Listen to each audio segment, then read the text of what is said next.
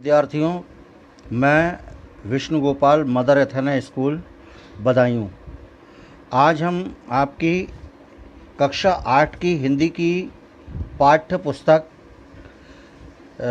व्याकरण का पाठ 3 पढ़ा रहे हैं। पाठ का नाम है संधि। संधि का शाब्दिक अर्थ मेल होता है। आप जानते हैं, मेल चाहे व्यक्ति का हो, वस्तुओं का हो या शब्दों का हो, दो शब्दों को मिलाना या दो वर्णों को मिलाना या किन्हीं दो वस्तुओं को मिलाना, दो व्यक्तियों का मिलना संधि कहलाता है।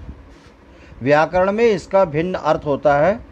व्याकरण में दो वर्णों के मेल से उत्पन्न विकार को संधि कहते हैं। परिभाषा को आप देखें तो बहुत अच्छी तरह से आपको समझ में आ सकता है। दो वर्णों के मेल से जो परिवर्तन होता है, दो वर्णों के, वर्ण माने अक्षर, से जो परिवर्तन होता है उसे संधि कहते हैं। परिवर्तन माने बदलाव। जब दो वर्ण आपस में मिलते हैं, उनमें जो चेंजिंग आती है, जो परिवर्तन, जो विकार उत्पन्न होता है, उसी को हम संधि कहते हैं। ये तो आपने पढ़ी संधि की बात, समझिए कि संधि किसको कहते हैं। दो वर्णों के मेल से होने वाले परिवर्तन को संधि कहते हैं। अब संधि विच्छेद क्या होता है, संधि विच्छेद किसे कहते हैं, इसको भी जान लेना आवश्यक है। समझ लीजिए, संधि के द्वारा बने शब्दों को अलग अलग करना संधि विच्छेद कहलाता है। यानी दो वर्णों के मेल से जो संधि आपने बनाई, जो संधि बनी, उन्हीं वर्णों को फिर पुनः अलग अलग कर देना, उनका विच्छेद कहलाता है। शब्दों को या वर्णों को अलग करना ही संधि विच्छेद कहलाता है। एक उदाहरण से क्लियर हो जाएगा, जैसे सूर्योदय।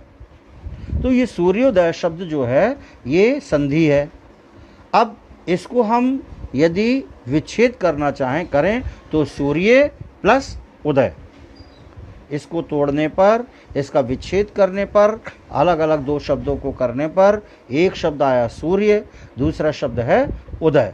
तो यदि हमने इसको मिला दिया सूर्योदय तो ये संधि हो गई, और इसी को अलग अलग कर दिया तो संधि विच्छेद हो गई। आपको बच्चों बहुत अच्छी तरह से समझ में आया होगा। एक उदाहरण और देख लेते हैं। नमस्ते, नमः प्लस ते, नमस्ते में से नमः हम ले लें, और यद्यपि ये आपको विसर्ग संधि का उदाहरण है, आगे चल के समझ में आ जाएगा जब हम विस्तार से इसको बताएंगे। आपको लग रहा होगा कि ये नमः हो गया और ये है ते, कैसे हो गया। तो ये संधि जो है विसर्ग संधि का एक उदाहरण है। मगर संधि चाहे स्वर संधि हो, चाहे व्यंजन संधि हो या विसर्ग संधि हो, कोई भी हो, बस दो शब्दों या वर्णों के मेल से बनती है। अभी हमको उस पर विचार नहीं करना है कि वो संधि का कौन सा रूप या कौन सा भेद है। अब आपने जब संधि समझ ली और संधि विच्छेद समझा, आइए संधि के भेदों को समझते हैं। संधि के कितने भेद होते हैं, कितने प्रकार की संधि होती है, तो देखिएगा अग्रिम उस पर लिखा हुआ है संधि के 3 भेद। कितने? संधि के 3 भेद होते हैं, स्वर संधि, व्यंजन संधि और विसर्ग संधि। स्वर संधि देखिए, सबसे पहले स्वर का अर्थ होता है केवल स्वरों के योग से, यानी स्वर और स्वर के मेल से होने वाला परिवर्तन या विकार स्वर संधि कहलाता है। स्वर संधि में स्वर और स्वर का मतलब स्वर प्लस स्वर, यानी पहला वर्ण पहले शब्द का वर्ण और दूसरे शब्द का वर्ण, यानी पहले शब्द में या दूसरे शब्द में स्वर ही होंगे, दोनों स्वर होंगे। उसमें व्यंजन या विसर्ग का प्रश्न नहीं है, केवल स्वरों के मेल से होने वाला। इसीलिए लिखा है स्वर और स्वर के मेल से होने वाला परिवर्तन या विकार स्वर संधि कहलाता है। उदाहरण देखिए, प्रति प्लस एक, प्रत्येक। इसमें आप देखें ब्रैकेट में इसका नियम निर्देश दिया गया है। प्रति, प्रति में ता पर ई की मात्रा है, ई अर्थात ये जो ई की मात्रा है तो ये ह्रस्व है ई, छोटी ई है ई, तो इसलिए ब्रैकेट में लिखा होगा ई। और प्लस एक, एक में जो पहला वर्ण है एक का वो भी है ए, तो ई और ए मिलकर के ये ऐसे हो गया, यानी यहाँ पे ए की मात्रा लग गई अर्थात ई और ए मिलकर के ये हो गया।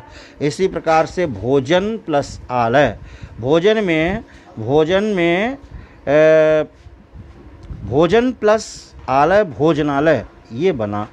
तो भोजन में आप देखें ब्रैकेट में ना में आ है, अ ह्रस्व स्वर, और आलय में दीर्घ स्वर है आ, तो अ और आ मिलकर के आ हो गया, इसीलिए भोजनालय में ना पर आकर डंडा लग गया तो भोजनालय हो गया। आपको समझ में आ गया होगा उदाहरण के द्वारा। अब स्वर संधि के भेद कितने होते हैं देखिए, स्वर संधि के जैसे संधि के 3 भेद, अब जो स्वर संधि आपने पढ़ी उसके भी 5 भेद होते हैं, दीर्घ संधि, गुण संधि, वृद्धि संधि और यण संधि तथा विसर्ग संधि। आइए एक एक करके समझ लेते हैं। दीर्घ संधि किसे कहते हैं? दीर्घ का मतलब होता है ह्रस्व के बाद जो दीर्घ आता है, जिसके बोलने में ह्रस्व के स्वर से 2 गुना समय लगता है, जिसकी ध्वनि थोड़ी लंबी खींची जा सकती है। जो वर्ण हैं आपके सामने आ, ई, उ, ये दीर्घ हैं। तो ह्रस्व स्वर या परिभाषा को देखेंगे दीर्घ संधि की। ह्रस्व जब ह्रस्व या दीर्घ अ इ उ के पाद क्रमशः ह्रस्व अथवा दीर्घ, ह्रस्व हो या फिर दीर्घ हो, अ इ उ स्वर आए तो दोनों के मेल से क्रमशः ये आ, ई और ऊ हो जाते हैं। आपको ध्यान देना है दीर्घ संधि के अंतर्गत केवल 3 वर्ण प्रारंभ के आ, ई और ऊ ये हो जाएंगे। इन्हीं बदलावों को दीर्घ संधि कहते हैं। आइए दीर्घ संधि के कुछ उदाहरण देखिए, नीचे लिखे हैं। यद्यपि उदाहरण 2 साइड में कई दिए गए हैं, फिर 2-2 उदाहरण दिए गए हैं, हम आपको एक एक उदाहरण के माध्यम से भली भांति समझाने का प्रयास करेंगे और आप समझ भी जाएंगे। सबसे पहले इसको हम ज़्यादा प्रकाश डालेंगे, जो आपका आ वर्ण है। अ ये ह्रस्व स्वर है, और देखिए जो जिस प्रकार से इसमें समझाने का प्रयास किया गया आ, ई और ऊ, इसमें आप दीर्घ के 3 वर्णों को समझ रहे हैं, आ, ई और ऊ। तो इसी तरह से इसमें तीनों के विषय में 4-4 नियमों से समझाया गया है। नियम निर्देश 4 हैं, और देखिए मैं इसी में आपको समझाऊं, क्रम बाकी के ई और ऊ में यही रहेगा। अ प्लस आ, यानी आ प्लस आ बराबर आ। और देख रहे हैं आप 1, 2, 3, 4 जो इसके रूप वो दिए गए हैं उदाहरण, सब में दीर्घ आ रहा है, बड़ा आ। तो पहला आ प्लस आ मिलकर के आ, और दूसरे में अ प्लस आ, यानी एक ह्रस्व और दूसरा दीर्घ मिलकर के भी आ। ऐसे ही इसका उल्टा कर दिया, नीचे आ इधर कर दिया और अ इधर कर दिया, पहला दीर्घ और दूसरा ह्रस्व मिलाकर के भी दीर्घ आ हो गया। और नीचे वाले में दोनों में दीर्घ है, आ प्लस आ बराबर आ। तो आप पहले ह्रस्व दोनों आ हो गया, फिर एक ह्रस्व एक दीर्घ मिलके आ हो गया, फिर एक दीर्घ और एक मिलके दूसरा मिलके ह्रस्व मिलके आ हो गया, फिर दोनों दीर्घ मिलकर के आ हो गया। तो इस तरह आपको समझ में आया होगा कि पहले दोनों ह्रस्व, फिर एक ह्रस्व एक दीर्घ, फिर एक दीर्घ और एक ह्रस्व, और फिर दोनों दीर्घ मिलकर के आ ही हो जाता है। यही क्रम आगे ई वाले में भी आपको मिलेगा और ऊ वाले में भी मिलेगा। जब आएंगे तो हल्का सा प्रकाश उस पर डालते हुए चलेंगे। अभी आप इनका एक एक उदाहरण देखिएगा। जैसे आ प्लस आ मिलकर के आगे देखिए, चर प्लस अचर बराबर चर, चराचर। तो चर में देखें आप, चर शब्द में, चर शब्द का जो रा वर्ण है, रा वर्ण में आ लगा हुआ है। आ लगने का आपको दिखाई नहीं देगा, लेकिन कोई भी व्यंजन वर्ण आप जानते हैं, व्यंजन वर्ण बिना किसी स्वर की सहायता के नहीं बोला जाता, यानी रा में आ विद्यमान है।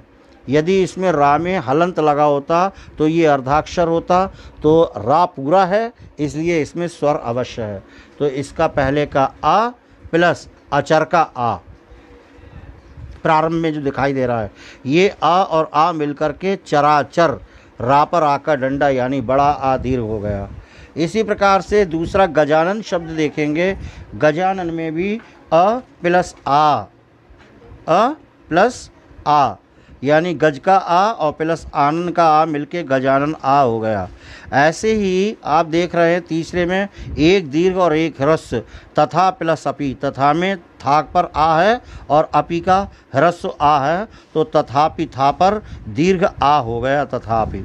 ऐसे ही शिक्षा प्लस आलय, शिक्षालय।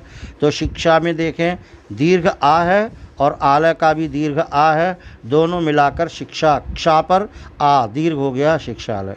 तो बच्चों आपको समझ में आ गया होगा, यही क्रम अब केवल वर्ण बदल रहा है, आ के बाद ई। तो इस ई का आप देख रहे हैं चारों जगह ई दिखाई दे रहा है, ये दीर्घ है, तो वो क्रम वही है, दोनों ह्रस्व, ई और ई मिलके ई, एक ई और ह्रस्व और एक दीर्घ ई मिलकर भी ई, एक दीर्घ और एक ह्रस्व मिलकर भी ई, और दोनों दीर्घ मिलाकर के भी ई हो गया। क्रम बिल्कुल वैसा ही है। रवि प्लस इंद्र, उदाहरण देखें, रवि प्लस इंद्र में वापर ई और इंद्र की ई मिलके रवींद्र, वापर ई की मात्रा हो गई। ऐसी कपि प्लस ईश, तो कपि में पा में ई और ईश का ई मिलाकर कपीश, पापर ई की मात्रा हो गई। इसी तरह से मही प्लस इंद्र, मही प्लस इंद्र में हा पर बड़ी ई यानी दीर्घ और इंद्र का ह्रस्व ई मिलकर के महींद्र हो गया। ऐसी मही प्लस ईश, महीश हो गया, हा पर दीर्घ और ईश की भी दीर्घ मिलकर के महीश। इस तरह से आप आगे वाला देखेंगे ऊ। आपने आ पढ़ लिया, ई पढ़ लिया, अब आया ऊ का क्रम बिल्कुल वही है। अब हम उसको आपको नियम निर्देश नहीं बताएंगे, क्योंकि पहले दूसरे में हम आपको बताते हुए आए हैं। केवल शब्दों को देखेंगे। सु प्लस उक्ति बराबर सूक्ति। आप लघु प्लस ऊर्मी बराबर लघुर्मी। वधु प्लस उन्नति तो वधून्नति, और वधु प्लस ऊर्जा वधूर्जा। इन नियमों के निर्देश के अनुसार ये संधि विच्छेद और संधि बने हैं। आप इनको देखते जाएंगे, निर्देशों पर ध्यान रखेंगे, जैसे निर्देश दिए गए हैं उसी के अनुसार ये दिया गया है। तो बच्चों आपने ये दीर्घ संधि पढ़ ली। इसके उपरांत आती है गुण संधि। गुण संधि में अभी आपने जिस प्रकार से आ ई ऊ दीर्घ पढ़ा, इसके बाद में ए, ऊ के बाद ए और ओ आता है, छोटा ओ और छोटी ए। ये किस परिभाषा को देखेंगे? जब आ या आ के बाद ए ई उ ये चारों वर्ण आ गए ह्रस्व और दीर्घ के, अथवा ऋर आए, तो दोनों के मेल से उनके स्थान पर क्रमशः ए, ओ और अर हो जाता है। ऋ आएगी तो अर हो जाएगा। यानी अगर ए आ रहा होगा, ए ई उ ई और ई मिलके तो ए हो जाएगा, ओ मिलके होगा तो ओ हो जाएगा, और जब ऋ आएगा तो फिर अर हो जाएगा। ये गुण संधि के नियम हैं। इन बदलावों को ही गुण संधि कहते हैं। इसका भी क्रम उसी प्रकार से दिया गया है जैसे आप पीछे आए हैं। दोनों ह्रस्व, एक ह्रस्व एक दीर्घ, एक दीर्घ एक ह्रस्व, ये दोनों दीर्घ। अब इसमें देखिए आ और ई, तो ये आ और ई मिलकर के ए हो गया है। आ और ई मिलके भी ए है, आ और ई मिलकर भी ए है, और दोनों आ है दीर्घ और ई दीर्घ मिलकर भी ए हो गया। अब इनके शब्दों को देखते हैं। संधि विच्छेद। सुर प्लस इंद्र, सुरेंद्र। सुर में आप देख रहे हैं रा में ई आ है और इंद्र में ई है, दोनों मिलके ए की मात्रा दे रहे हैं, इंद्र, तो सुरेंद्र। रा पे ए की मात्रा। नग प्लस ईश, नगेश। गा में आ और ई का ई दीर्घ, तो नगेश, गा पे ए हो गया। तो ये ए वाला आप पढ़ रहे हैं। राजा प्लस इंद्र, राजेंद्र। राका प्लस ईश, राकेश। इस तरह से आपके ये ए वाले हो गए। इसके बाद में आप देख रहे हैं ओ। नीचे देखिए 4 नियम दिए गए हैं ओ वाले। क्रम उनका बिल्कुल वही है, दोनों ह्रस्व, एक ह्रस्व दूसरा दीर्घ एक ह्रस्व और दोनों ही दीर्घ हैं। सूर्य प्लस उदय, ये आप पीछे पढ़ चुके हैं। सूर्य प्लस उदय में या में आ है, ऊ का दूसरे शब्द का पहला वर्ण ऊ है, मिलके सूर्योदय, यहाँ पे ओ की मात्रा हो गई सूर्योदय। नव प्लस ऊड़ा नवोड़ा, यथा प्लस उचित यथोचित, दिवा प्लस ऊष्मा दिवोष्मा। अब अर वाला देखिए, आ और ऋर मिलके अर, बड़ा आ और ऋर मिलके अर हो गया। देव प्लस ऋषि देवर्षि, राजा प्लस ऋषि राजर्षि।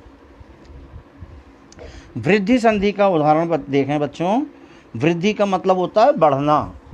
बढ़ने का मतलब आपने पहले आ ई और ऊ पढ़ा, फिर आपने ए और ओ पढ़ा, तो अब ये इसमें आएगा, रह गया ओ, है ना, यानी औ, आई और औ रह गया। बड़ा वाला जैसे बड़ी ऐसे ऐनक और औ से औरत वाला जो बड़ा होता है। तो जब आ या आ के बाद आ कहते हैं ह्रस्व स्वर को, आ दीर्घ स्वर के लिए। तो आ के बाद ए या आए तो दोनों के मेल से आए, और ओ या औ आने पर दोनों के मेल से औ हो जाता है। इस प्रकार आई और औ हो जाना वृद्धि संधि का उदाहरण कहलाता है। जैसे आ ए, क्रम इसका भी वही है, दोनों ह्रस्व, एक ह्रस्व एक दीर्घ एक ह्रस्व और दोनों ही दीर्घ। क्रम सब में नियमों में वैसा ही आ रहा है जैसे आपने पहले पढ़ा है। एक प्लस एक मिलके एक ऐ हो गया, मत प्लस ऐक मिलके मतैक हो गया, सदा प्लस एब मिलके सदैव हो गया, महा प्लस ऐश्वर्य मिलके महेश्वर्य हो गया, है ना। अब आ गया औ वाला। औ वाले में आपको ध्यान देना है, जो इसमें आपका पांचवा वाला वर्ण आ रहा है, यहाँ पे ओ लिख गया है, एक मात्रा की कमी है, यहाँ पर औ है। आ प्लस ओ मिलके औ ही हो जाएगा। ये मैंने आपकी पीडीएफ में भी संशोधन करके बताया है बच्चों को, उसमें पीडीएफ में भी। और पांचवा जो वृद्धि संधि का जो पांचवा वाला नियम है, उसमें आ प्लस ओ मिलकर के औ हुआ है, इसमें धोखे से ओ लिख गया है। तो इस ओ के लिए आप औ पढ़ेंगे, औ लिखेंगे और औ ही समझेंगे। परम प्लस ओजस्वी बराबर परमौजस्वी। आप देख रहे हैं परम में आ और प्लस ओजस्वी में ओ, तो आ और ओ यहाँ तक बिल्कुल ठीक है। आगे मिलके औजस्वी हो रहा, परमौजस्वी, यानी माँ पर औ की मात्रा लगी हुई है, तो यहाँ पे ओ लिखा हुआ है नियम में। इस जब वहाँ औ लिखा है तो यहाँ भी औ ही होगा, यानी परमौजस्वी, क्योंकि हम ए और औ को पढ़ रहे हैं। तो ये जो ओ है, छोटा ओ, ये गलत है प्यारे बच्चों, इस पर विशेष ध्यान दीजिएगा। इस ओ को आप औ समझेंगे, औ पढ़ेंगे और औ ही लिखेंगे। आ प्लस औ बराबर औ, वन प्लस औषध वनौषध। आ प्लस ओ मिलकर के औ गंगोध, गंगा प्लस ओ बराबर गंगौद। आ प्लस औ मिलकर के औ महा प्लस औदार्यम, है ना, महा प्लस औदार्य बराबर महोदार्य। इस तरह से आपकी वृद्धि संधि पूरी होती है। आइए अब देखते हैं यड़ संधि के क्या नियम हैं, क्या परिभाषा है।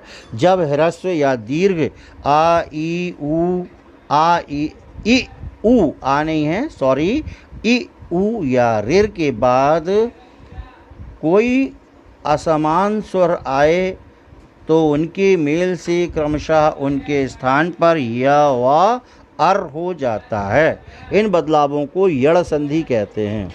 जैसे ई प्लस आ मिलकर के या, क्रम वही है, बस अब या हो रहा है, या होगा, दीर्घ होगा, ह्रस्व होगा, है ना, ऊ की मात्रा आएगी, बड़े ऊ की मात्रा भी आएगी, ए की मात्रा भी आ सकती है। तो इसमें अति प्लस अंत, अत्यंत, दो उदाहरण इसके दिए गए हैं। अति प्लस अधिक, अत्यधिक, अति प्लस आचार, अत्याचार, देवी प्लस अलंकार, देव्यालंकार। तो आप देख रहे हैं इस प्रकार से या और या ऐसे ही अग्रिम पृष्ठ पर देखेंगे ई प्लस आ या, देवी प्लस आगमन देव्यागमन, प्रति प्लस उत्तर प्रत्युत्तर, वी प्लस ऊ व्यूह, प्रति प्लस एक प्रत्येक, और नदी प्लस ऐश्वर्य नदैश्वर्य। मैं केवल विच्छेद और संधि पढ़ रहा हूँ, आप नियम पर दृष्टि रखेंगे, आपको समझ में आते होंगे, सब समझ में आएंगे क्योंकि उनका क्रम वही है, हम आपको बता ही चुके हैं। सु प्लस अच्छ बराबर स्वच्छ, आप देख रहे हैं सु वाह हो रहा है, नियम में वाह वाह वी और वे या के उपरांत तो स्वच्छ बन रहा है। सु प्लस अच्छ यानी आ हट करके आधा सावन के हुआ अच्छा, स्वच्छ हो गया।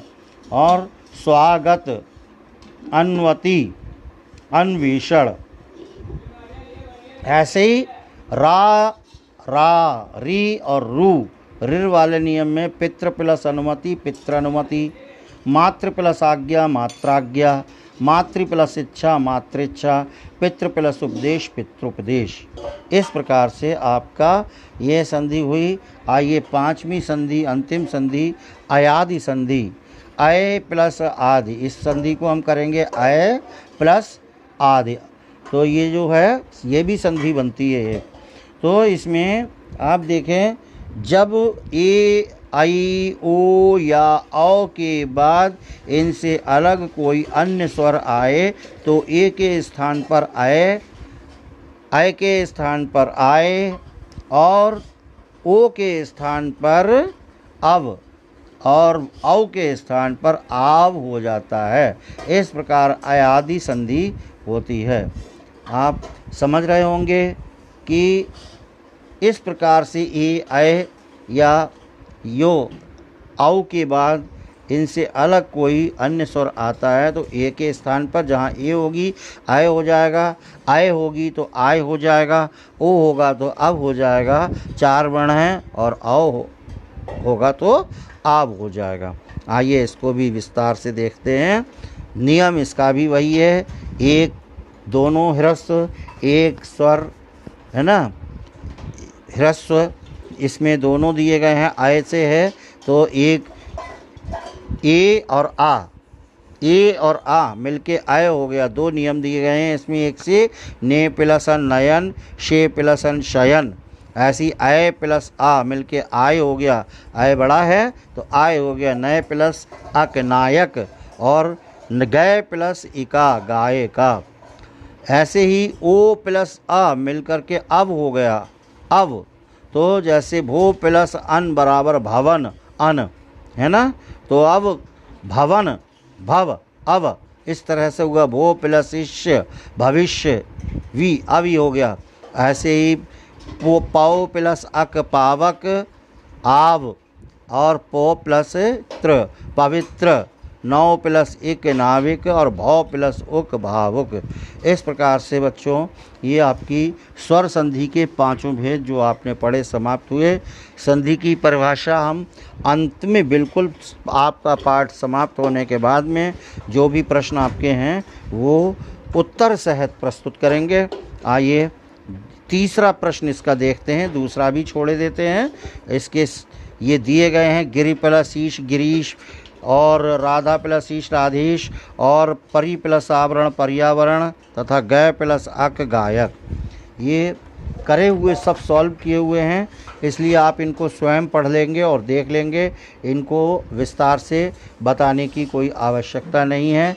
एक जगह विच्छेद है तो आपको संधि करना है, स्वयं पढ़ेंगे देखेंगे।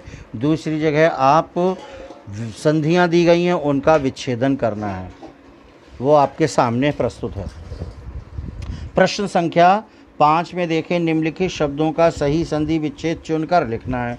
इसमें भी ऑप्शनल हैं, विकल्पी प्रश्न है का खा गा घा, 4 विकल्प हैं, एक विकल्प उसमें सही है महर्षि के लिए, चौथा वाला घा विकल्प सही है महा प्लस ऋषि।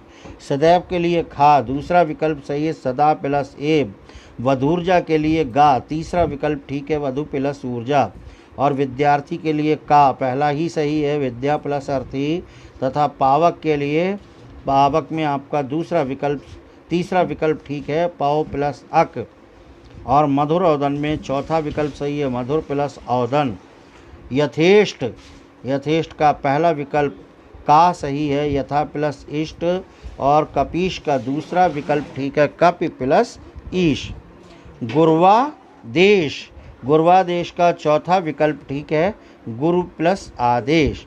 और 10वें का तीसरा विकल्प ठीक है, नय प्लस इका, नय का। आप इनको करते समय सभी पढ़ेंगे और पढ़ने के बाद बोल करके उच्चारण करके देखेंगे, आपको समझ में आएगा कि आखिर किसी में पहला, किसी में दूसरा, किसी में चौथा ये विकल्प क्यों सही हैं। तो आपको नियम के अनुसार पता लगेगा। महर्षि में महा प्लस ऋषि, महा प्लस ऋषि क्यों ठीक है? बिल्कुल ठीक नहीं है, महा कुछ होता नहीं है, महा होता है।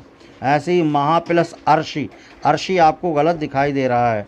ऐसी माँ हर्षि, माँ अलग है और हर्षि अलग है, कोई भी इसका अर्थ नहीं है, इसलिए ये गलत है। महा और ऋषि आप अंत में देख रहे हैं कि महा होता है शब्द, और ऋषि जो ऋषि जो महान होता है वही महर्षि होता है ना। इसलिए ये चौथा सही है। तो आप इनको पढ़ कर के देखेंगे तो आपको ये पता लगेगा कौन सा सही है और क्यों सही है, बाकी सब गलत क्यों है। सदैव में सा, दैव, सा का कोई मतलब नहीं, दैव है, ये गलत है। सदा प्लस ऐब में ये भी गलत है। और सदाए और वाह ये भी गलत है। सदा प्लस एब ठीक है। तो इस तरह से आप इनको पूरा पढ़ करके देखेंगे। मैंने केवल सही वाले बताए हैं, आपको चारों विकल्प पढ़ने हैं। चारों विकल्प पढ़ने के बाद आपको स्वतः पता लग जाएगा कि यही विकल्प सही है और क्यों सही है, इसलिए ठीक है। छठा प्रश्न में देखेंगे, संधि किए गए शब्दों से शुद्ध शब्द चुनकर लिखिए। राका प्लस ईश, राकेश ठीक है। इसमें भी उसी प्रकार से देखेंगे। राका ईश गलत है, राकेश गलत है, राकोश गलत है, कोई शब्द ही नहीं है, सब निरर्थक शब्द हैं। ऐसे ही लघु प्लस उत्तर, लघुत्तर, लघोत्तर हैं और लघुतर, तो लघुत्तर शब्द ठीक है आपका। आइए अग्रिम पृष्ठ पर देखते हैं। नि प्लस ऊन का न्यून ठीक है पहला, और शीत प्लस ऋतु का दूसरा खंड खा सही है, शीत ऋतु। गय प्लस अन का तीसरा प्लस सही है, गायन, गा खंड सही है। अब आइए व्यंजन संधि को देखते हैं। इन संधियों के उपरांत स्वर संधि की अभ्यास समाप्त हुई है। व्यंजन संधि, अब व्यंजन संधि में व्यंजन शब्दों का प्रयोग होगा, परंतु इसमें स्वर भी आ सकते हैं। आवश्यक नहीं है कि केवल व्यंजन ही प्रयोग हो, स्वर शब्दों का भी इसमें मिश्रण हो सकता है, उनका भी योगदान हो सकता है। जैसे व्यंजन का व्यंजन या स्वर लिखा है, या स्वर, व्यंजन दोनों स्थानों पर हो सकते हैं। एक स्थान पर स्वर और एक स्थान पर व्यंजन भी हो सकता है, पर व्यंजन होगा अवश्य। पर यह आवश्यक नहीं है कि स्वर ना हो, स्वर भी हो सकता है। ये भी आवश्यक है कि स्वर हो सकता है और ये भी है कि नहीं भी हो सकता है। तो इसलिए व्यंजन का स्वर से मेल होने पर जो परिवर्तन होता है उसे हम व्यंजन संधि कहते हैं। जैसे तत् प्लस मैं, तन्मय है ना।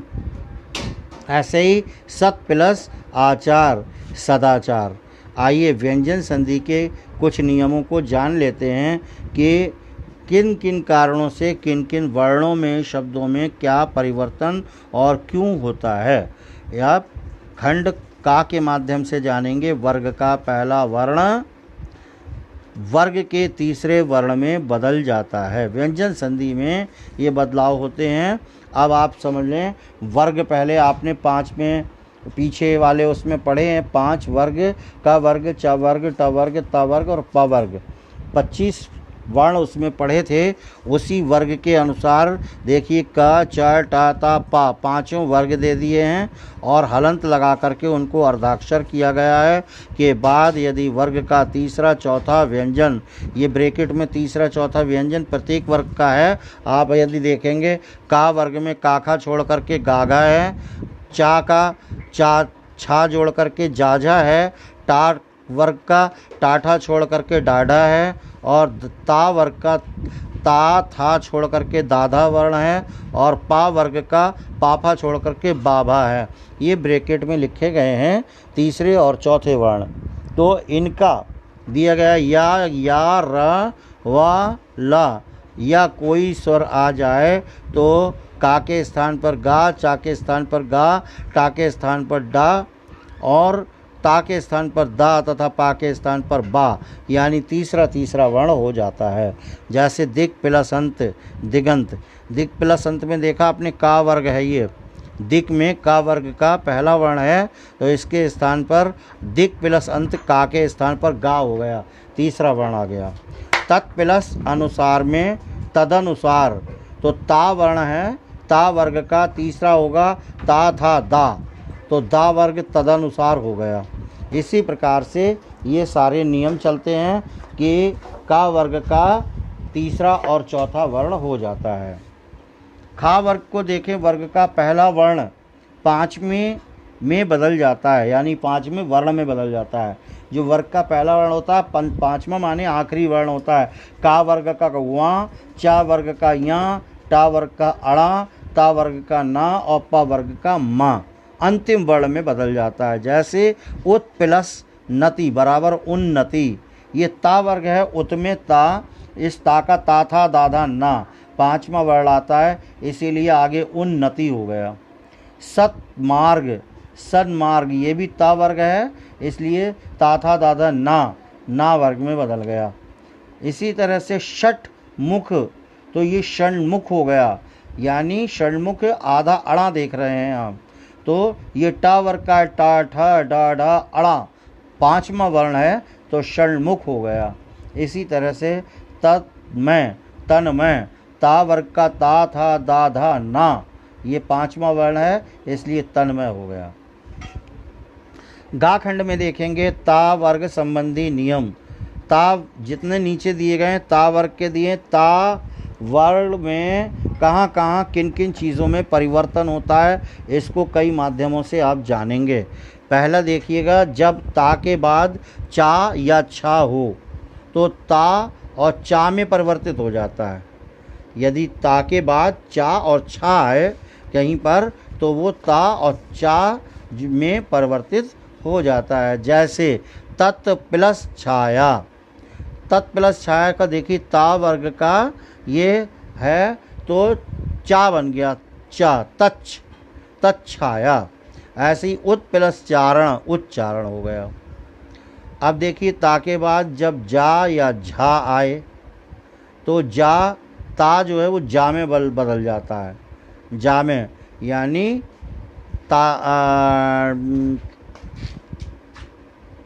चा छा जा, चा वर्ग का चा छा जा तीसरे में बदल जाता है। तत् प्लस जन, सत प्लस जन, तो ता जो है वो किस में बदल गया, जा में बदल गया, है ना, चा छा जा ता का है इसलिए, तो सज्जन। उत प्लस जल उज्ज्वल, जब ता के बाद टाठा आए तो ता जो है टा में परिवर्तित हो जाता है। तत् प्लस टीका तट टीका टा में चेंज हो गया। इसी तरह से जब ता के बाद डा ढा हो तो ता जो है वो डा में परिवर्तित हो है। उत प्लस डयन उड्डयन, तब के बाद ला होने पर ता जो है ला में बदल जाता है। जैसे तत् प्लस लीन तल्लीन, उत प्लस लेख उल्लेख। ऐसे ही तू के बाद ता के बाद जब हा हो तो ता दा में और हा धा में परिवर्तित हो जाता है। जैसे उत प्लस हार उद्धार, आप देख रहे हैं ता था दा तो तीसरा वर्ण हो गया दा, बदल गया।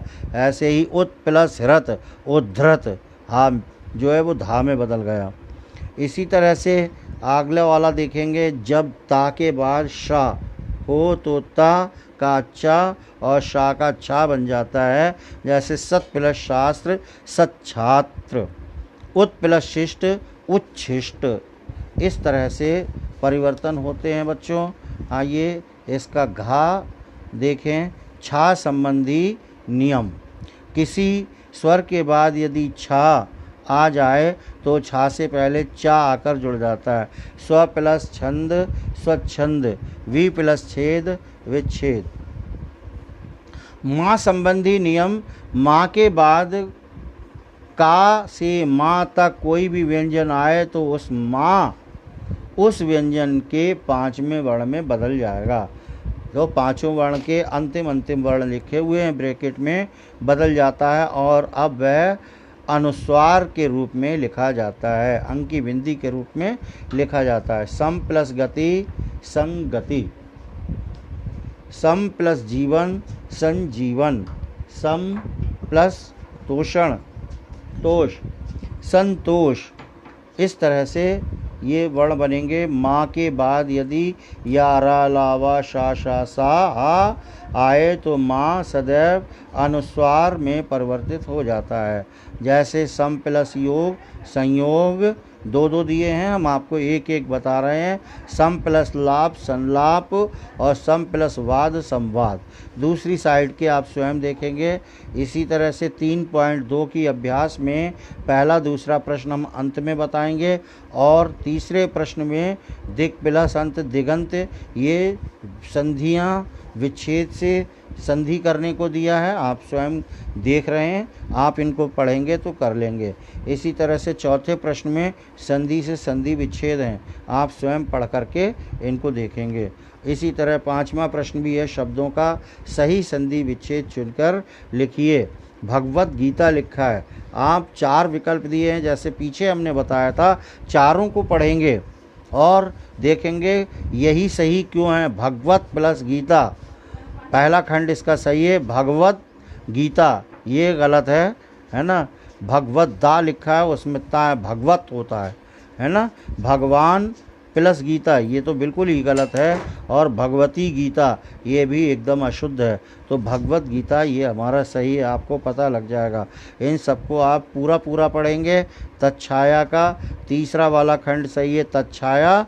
उल्लिखित का पहला खंड सही है, उत प्लस लिखित। संशोधन का तीसरा गा खंड सही है, सम प्लस शोधन। और संवेदना का खा खंड दूसरा सही है, सम प्लस वेदना। अग्रिम पृष्ठ पर देखेंगे, विसर्ग संधि हमको पढ़नी है। दोनों संधियां हमने पढ़ ली, स्वर संधि और व्यंजन संधि। अब विसर्ग संधि देखें, बहुत सरल होती है। विसर्ग का मेल यदि किसी स्वर या व्यंजन से हो तो विसर्ग के स्थान पर होने वाला परिवर्तन विसर्ग संधि कहलाता है। विसर्ग का मेल यदि किसी स्वर या व्यंजन से हो तो विसर्ग के स्थान पर होने वाला परिवर्तन विसर्ग संधि कहलाता है। जैसे दिया है दुराशा, दुराशा का मतलब दु प्लस आशा। आप देख रहे हैं इसमें पहले दु में विसर्ग लगी हुई है और स्वर इसलिए है कि आशा में दीर्घ आ है। ऐसे ही दुर्गुण, दुर प्लस गुण बराबर दुर्गुण हो गया, तो आपको दिखाई दे रहा है। इस तरह से विसर्ग संधि होती है। इसके भी कुछ नियम होते हैं विसर्ग संधि के, किन किन परिस्थितियों में बदलाव आता है। यदि विसर्ग से पहले आ हो और विसर्ग का मेल आ या किसी वर्ग के तीसरे चौथे पांचवें वर्ण गा घा वां, ये तीसरा वर्ण होगा, तीसरा चौथा पांचवा गा घा वां, ये सब क्रम से सीधे दिए गए हैं। चाका चाचा छोड़ के जाजा यहाँ, टाका टाठा छोड़ के डाढ़ा अणा, ताका ताथा छोड़ के दाधा ना, पा वर्ग का पा फा छोड़ करके बाभा माँ। ये सारे नियम तीसरे चौथे वर्णों के ब्रैकेट में दिए हैं। या फिर या रा लावा हा से हो तो वर्ग ओ में बदल जाता है। इतने हिसाब से ओ में, जैसे मनाह प्लस रथ मनोरथ, यशः प्लस दा यशोदा, मनाह प्लस बल मनोबल, वयः प्लस वृद्ध वयोवृद्ध। विसर्ग का रा में परिवर्तन यदि विसर्ग से पहले आ से भिन्न हो और विसर्ग का मेल किसी स्वर या किसी वर्ग के तीसरे चौथे पांचवें वर्ण, उसी क्रम में फिर ये लिखे हुए हैं, से हो या रा लावा से हो तो विसर्ग रा में बदल जाता है और आगे स्वर होने पर उसके साथ मिल जाता है। जैसे नी प्लस आहार निराहार, नी प्लस मल निर्मल, आशी प्लस वाद आशीर्वाद, दु प्लस लब दुर्लभ। इस प्रकार से गा विसर्ग देखें, विसर्ग का श में परिवर्तन। यदि विसर्ग से पहले कोई स्वर हो और विसर्ग का मेल चा, छा या शा से हो तो विसर्ग शा में परिवर्तित हो जाता है। जैसे दु प्लस शासन दुशासन, नी प्लस चल निश्चल, नी प्लस चय निश्चय, दु प्लस चरित्र दुश्चरित्र। विसर्ग का सा में परिवर्तन। यदि विसर्ग का मेल ता या सा से हो तो विसर्ग सा में परिवर्तित हो जाता है। जैसे नी प्लस संतान निस्संतान, नी प्लस तार निस्तार, नमः प्लस ते नमस्ते, नी प्लस तेज निस्तेज। विसर्ग का शा में परिवर्तन। यदि विसर्ग से पहले ई या ओ हो और विसर्ग का मेल का, खा, टा, ठा, पा, फा से हो तो विसर्ग श में परिवर्तित हो जाता है। जैसे नी प्लस ठुर निष्ठुर, दु प्लस प्रवृत्ति दुष्प्रवृत्ति, नी प्लस फल निष्फल, नी प्लस कपट निष्कपट। अगला वाला देखेंगे विसर्ग का लुप्त होना। विसर्ग किस परिस्थिति में लुप्त हो जाता है और पूर्व का स्वर दीर्घ होना। पहले वाला स्वर जो होता है वो दीर्घ हो जाता है। जिस विसर्ग के बाद र हो तो विसर्ग लुप्त हो जाएगा और विसर्ग से पहले का स्वर दीर्घ हो जाएगा। देखिए नी प्लस रज नीरज, नी प्लस रोग नी रोग, नी प्लस रस नीरस, नी प्लस रव नीरव। विसर्ग का यथारूप रहना यानी विसर्ग का न बदलना। यदि विसर्ग से पूर्व आ हो और विसर्ग से आगे कोई अघोष वर्ण क, च, ट, त, प आदि हो तो विसर्ग वैसा ही बना रहता है। अतः कर्ण अंतःकरण, प्रातःकाल प्रातःकाल। इस प्रकार से आप अभ्यास 3.3 का पहला दूसरा प्रश्न भी छोड़ेंगे, तीसरा वाला उसी तरह से देखेंगे। अधापतन अधोपतन बने हुए हैं, इनको पढ़ेंगे और चौथे प्रश्न का संधि से संधि विच्छेद करेंगे, विसर्ग संधि के उदाहरण है। पांचवा वाला देखेंगे मनोरंजन।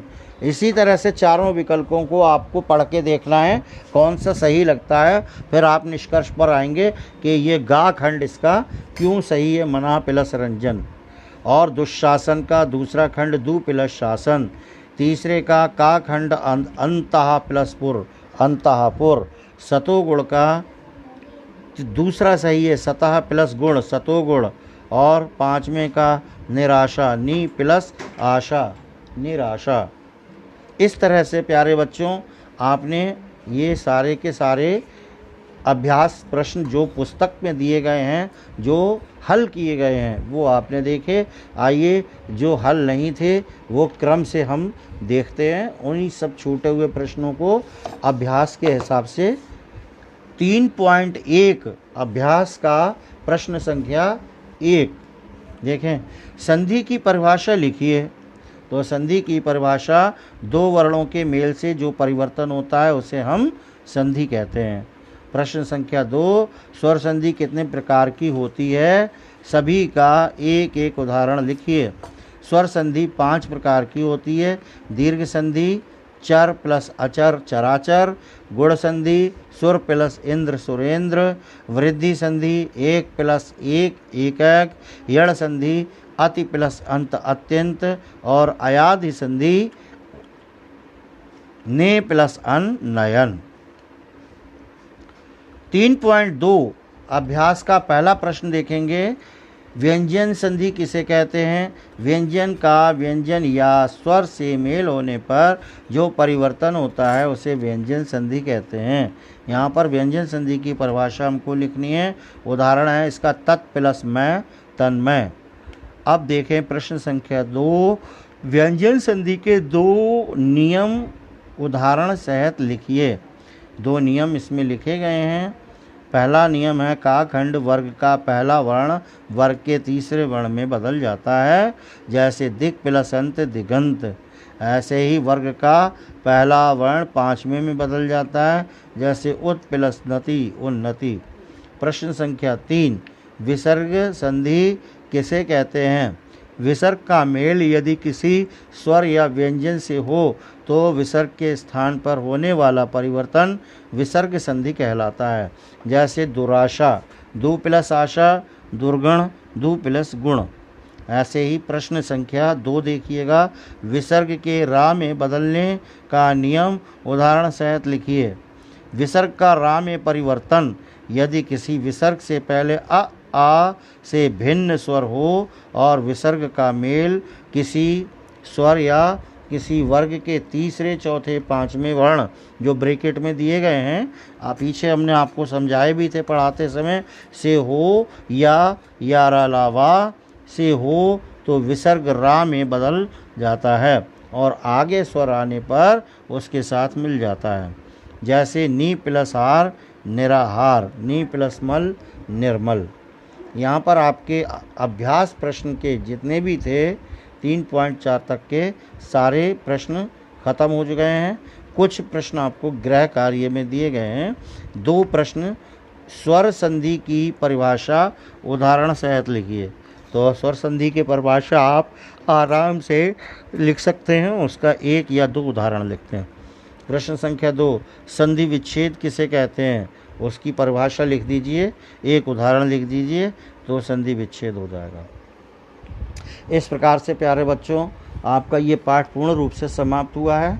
आप इस पाठ को जितनी बार पढ़ेंगे उतनी ही बार आपको ये कुछ न कुछ नया सिखाएगा।